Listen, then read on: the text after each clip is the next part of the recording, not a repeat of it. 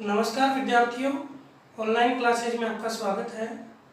विद्यार्थियों, हमने पिछले वीडियो के माध्यम से पंचवर्षीय योजना के कालक्रम को पढ़ा था।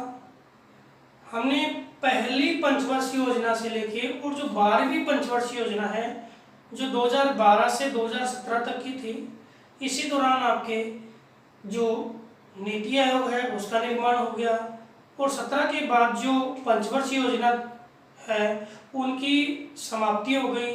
फिर अलग प्लान के आधार पर योजनाओं का निर्माण और संचालन हो रहा है।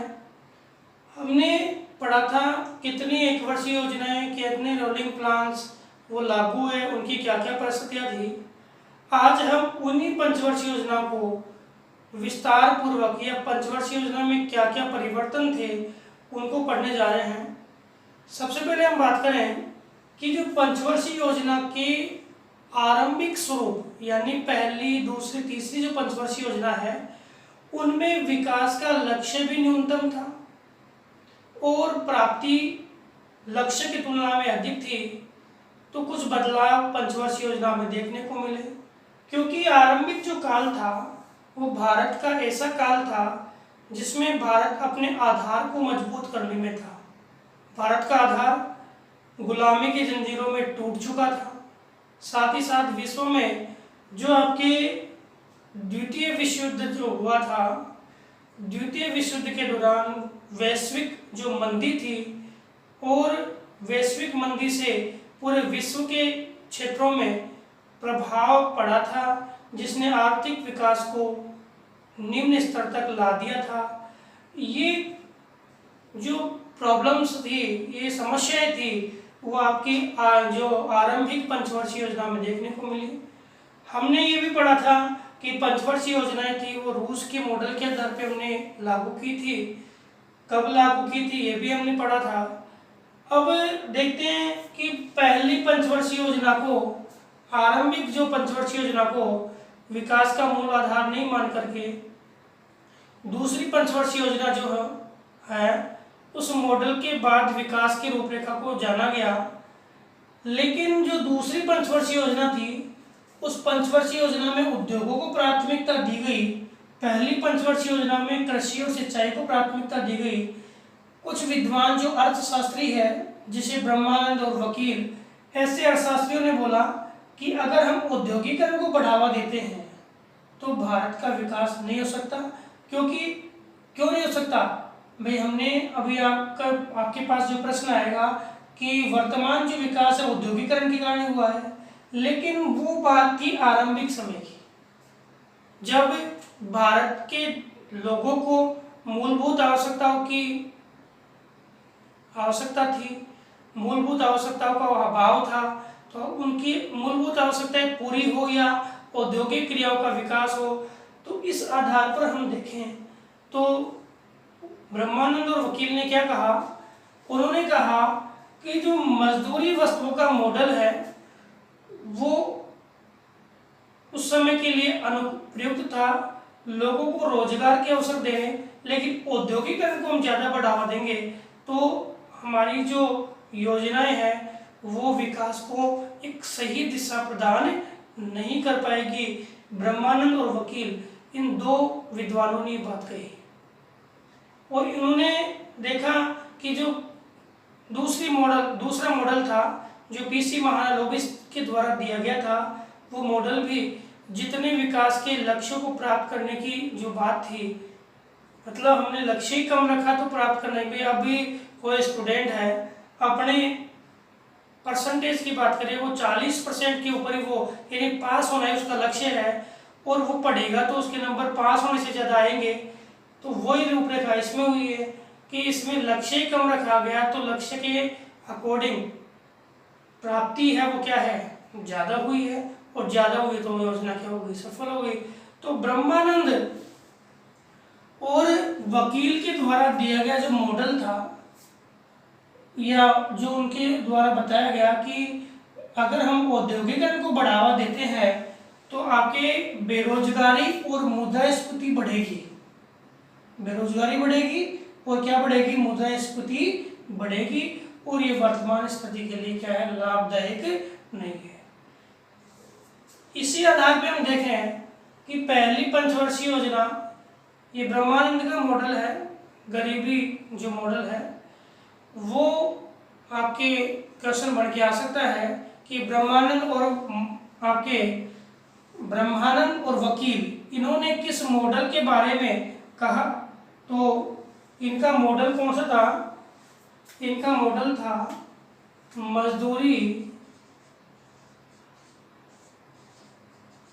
वस्तुओं का मॉडल। कौन सा मॉडल था? मजदूरी वस्तुओं का मॉडल। और इन्होंने औद्योगिकरण की उपेक्षा की। किस दौरान की बात कर रहे हैं? जो आरंभिक योजना है उस दौरान। बाद में तो उद्योग आए हैं, हालांकि सेकेंडरी जो आपके प्लान है उससे उद्योगों का विकास होने लग गया। अब सबसे पहले हम प्रथम पंचवर्षीय योजना की बात करते हैं। प्रश्न एक तो क्या आएगा? इसका काल का 1 अप्रैल 1951 से 31 मार्च 1956। दूसरा किस मॉडल पे आधारित है? तो हेराल्ड डोमर मॉडल। कौन सा? Herald Domar model.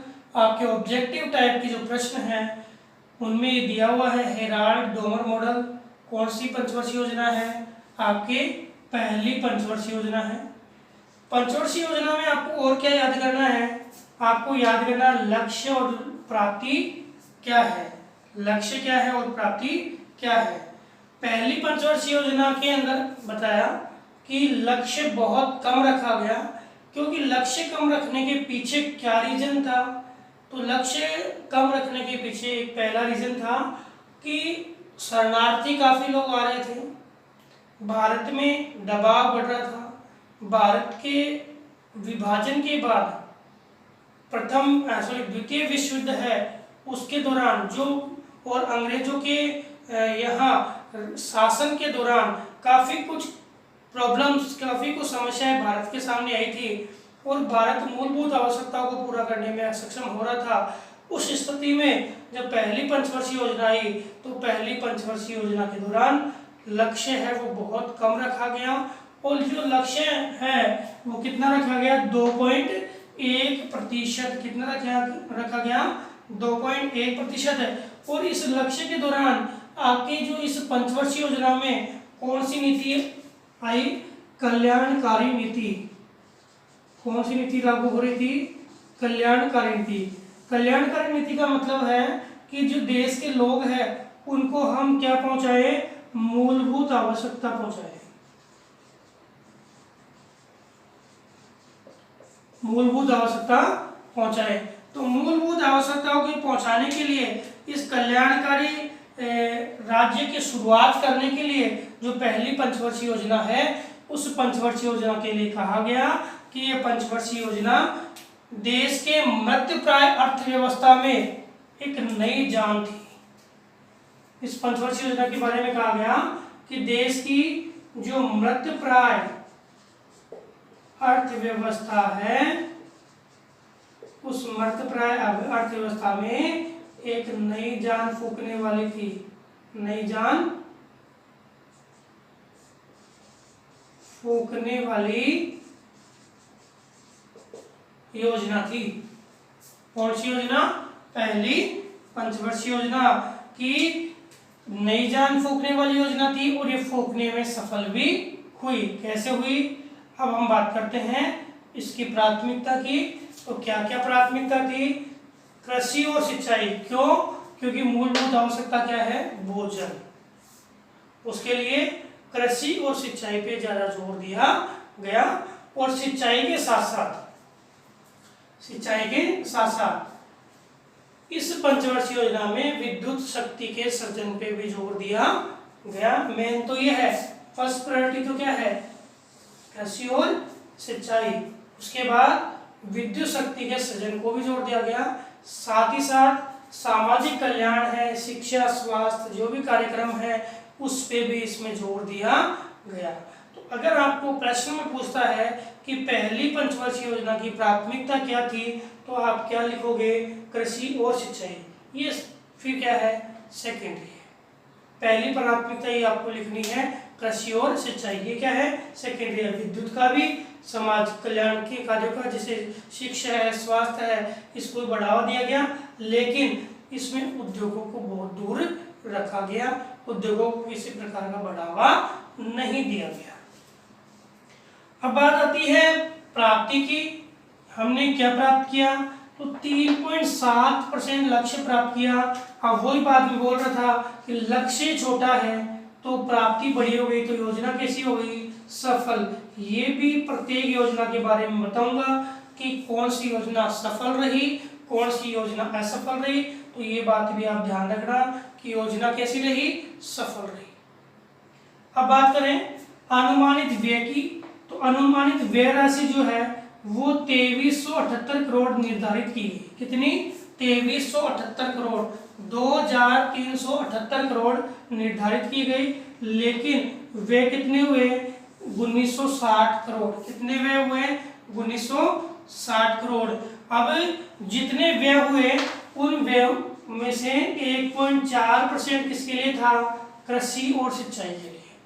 व्यय में से 1.4% किसके लिए था? कृषि और सिंचाई के लिए। अब सबसे मेन बात आती है, क्योंकि ये योजना हमारे भारत जैसे ग्रामीण अर्थव्यवस्था वाले देश जो क्षेत्र है उसके विकास के लिए योजना थी, क्योंकि इसका उद्देश्य क्या था? कृषि और सिंचाई करना था। तो इसके उद्देश्य यानी कृषि और सिंचाई जिसका उद्देश्य है, तो उसके अंदर हम देखें विकास का लक्ष्य किसका होगा? फिर ग्रामीण क्षेत्रों का, कृषकों का, किसानों का, इनका विकास का उद्देश्य होगा। इसी उद्देश्य के साथ आपके एक कार्यक्रम है सामुदायिक विकास कार्यक्रम। याद रखना, कई बार आपके इन योजनाओं के दौरान ये कार्यक्रम आएगा और प्रश्न भी आ सकता है इससे कि सामुदायिक विकास कार्यक्रम है ये कब शुरू हुआ? 1952 में। ये जो कार्यक्रम था वो गरीबी उन्मूलन में भी आएगा, क्योंकि गरीबी उन्मूलन है, गरीबी का जो विनाश है, गरीबी हटाने में आपके गांव का विकास आवश्यक है। और ये सामुदायिक विकास कार्यक्रम किसके विकास के लिए काम करेगा? ग्रामीण विकास के लिए काम करेगा। ग्रामीण विकास की योजनाओं में भी सामुदायिक विकास कार्यक्रम का अहम रोल है। तो याद करना, सामुदायिक विकास कार्यक्रम की शुरुआत कौन सी पंचवर्षीय योजना में हुई? तो पहली पंचवर्षीय योजना हुई। कब हुई? तो 1952 को हुई। किसके क्षेत्र में था? तो ग्रामीण विकास के लिए था, और इसका उद्देश्य था ग्रामीण क्षेत्रों में जो मूलभूत आवश्यकताएं पूरी करके ग्रामीण क्षेत्रों के विकास को बढ़ावा दिया जाए। अब बात करते हैं उपलब्धि। तो उपलब्धि के लिए बताया कि इस योजना को मृतप्राय अर्थव्यवस्था में नई जान फूंकने वाली अर्थव्यवस्था बताया, योजना बताया, और इसने मृत अर्थव्यवस्था में नई जान फूंकी हुई। उद्देश्य जो है वो अल्पकालीन था, मतलब बहुत छोटा उद्देश्य था। अल्पकालीन नहीं, अल्प उद्देश्य था। काल का मतलब समय हो गया। अल्प उद्देश्य था, बहुत छोटा उद्देश्य था। इस कारण से योजना तो क्या रही? सफल रही। योजना में और क्या प्राप्ति हमें हुई? तो राष्ट्रीय इनकम में 18% की वृद्धि हुई, और प्रति व्यक्ति आय में कितनी? 11% की क्या हुई? वृद्धि हुई। इसके अतिरिक्त विद्युत उत्पादन है वो 23 लाख, क्योंकि सेकेंडरी उद्देश्य था, 23 लाख से बढ़कर कितना हो गया? 34 लाख किलोवाट हो गया। कितना हो गया? 34 लाख किलोवाट हो गया।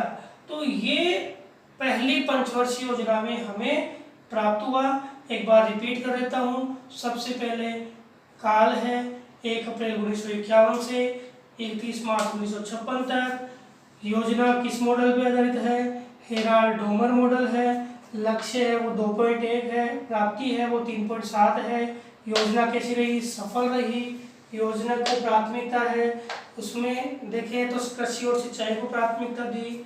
सेकेंडरी में विद्युत शक्ति है, समाज कल्याण में स्वास्थ्य, शिक्षा, जितने भी सामाजिक कल्याण जो मुद्दे हैं वो आ गए, उनके लिए भी योजना काम कर रही थी। योजना में अनुमानित व्यय है वो 2378 करोड़ रुपए था। लेकिन 1960 करोड़ रुपए लगे। इसी योजना के दौरान आपके 1952 में सामुदायिक विकास कार्यक्रम की शुरुआत हुई।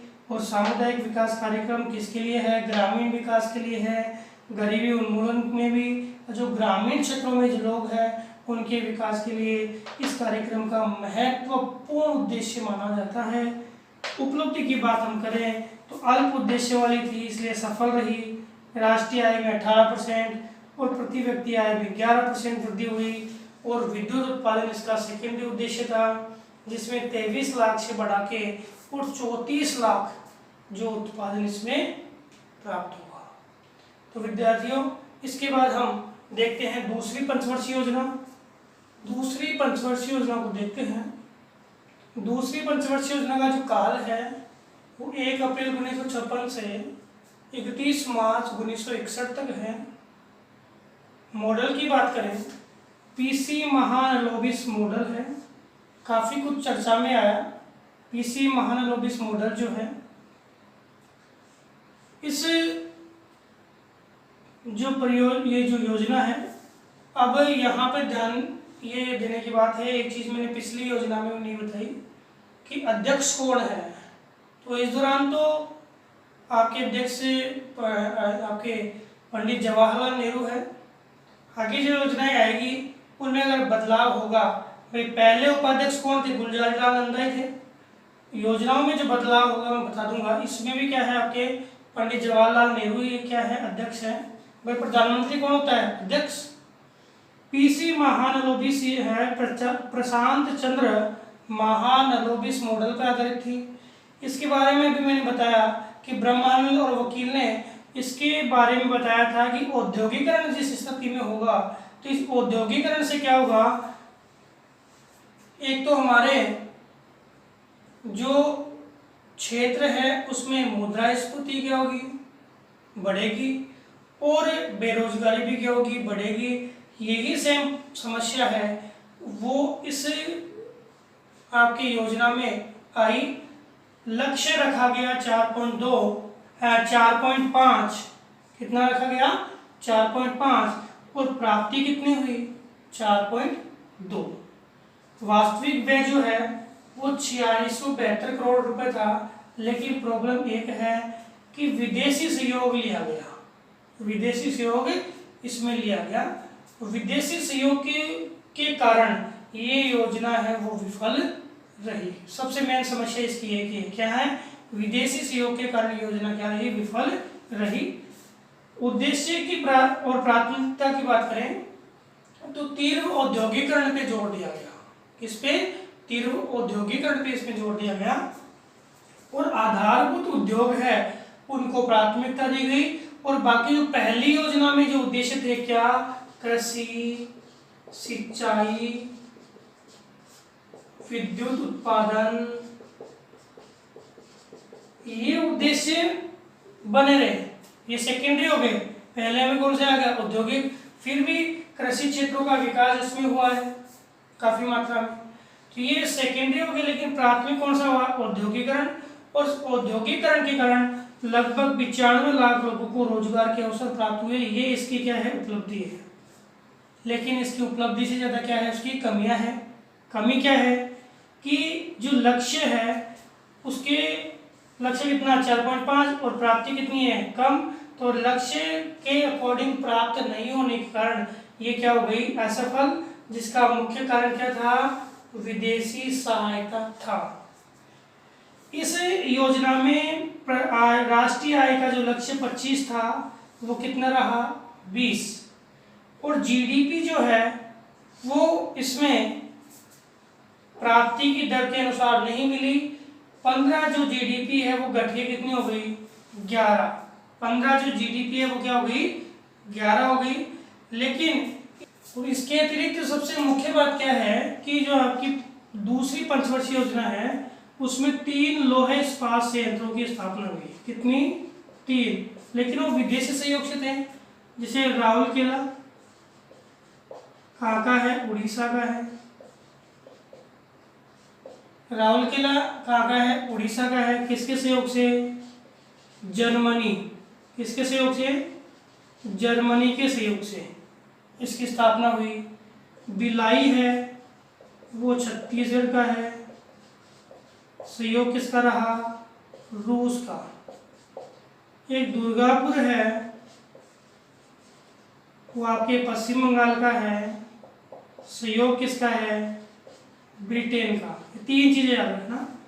हालांकि हम लोएस्ट पार्ट पढ़ेंगे उसमें आ जाएगा कि राउरकेला उड़ीसा, भिलाई छत्तीसगढ़ और आपके दुर्गापुर पश्चिम बंगाल, राउरकेला जर्मनी के सहयोग से, भिलाई रूस के सहयोग से, दुर्गापुर ब्रिटेन के सहयोग से स्थापित हुआ। तो विदेशी इन्वेस्टमेंट इस योजना के लिए सबसे घातक रहा, इस योजना की विफलता का प्रमुख कारण रहा। इसके अतिरिक्त इस परियोजना में और क्या बात हुई तो आप इस डेट को देखिए 56 और 61। इसके बीच में एक बात और है क्या कि पंचवर्षीय योजना, क्या पंचवर्षीय योजना है, उसके दौरान आपके पंचायती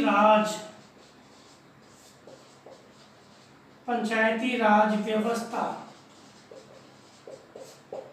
1959 में 2 अक्टूबर 1959 नागौर के बगदरी गांव में,